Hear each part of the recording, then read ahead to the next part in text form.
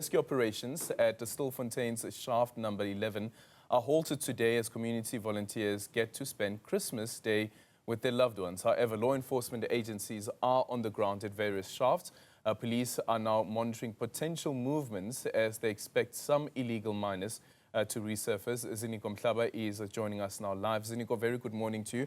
Tell us about the situation on the ground, and of course it is Christmas Day, but what that means for the ongoing operations.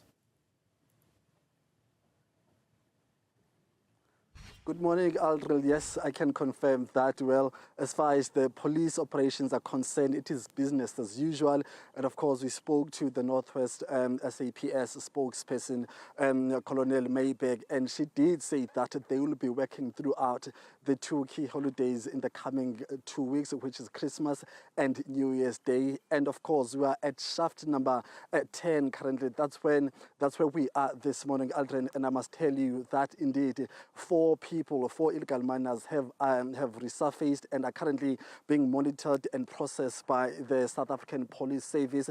We are not allowed to go in just yet. They are still doing their responsibilities as law enforcement in terms of accepting but also processing accordingly. So as you can see, the heavy presence of police vehicles, that reflects the importance of this particular arrest. And of course, just there on that particular hole, I'm not sure if my colleagues can give you those visuals there.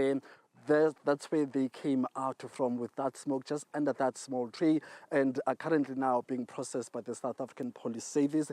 It's 4 individuals, and one of them is said to be in need of medical services. As you see there, that ambulance, which is going to depart any time from now on and take that illegal miner to a nearby health facility just to monitor and ensure that health-wise he is stabilized, but also that back behind that ambulance, that's where the illegal miners are currently being kept. They will be taken to the nearby South African Police Service Center, which I expect is going to be Stilfontein. So that's where we are right now. It's Christmas Day, and this was anticipated or expected, Aldrin, that some of these illegal miners might use these public holidays to try and resurface. And apparently, upon engagements between the police officers on the scene, but also those illegal miners, they did say that they were not expecting, the presence of police officers at this particular shaft.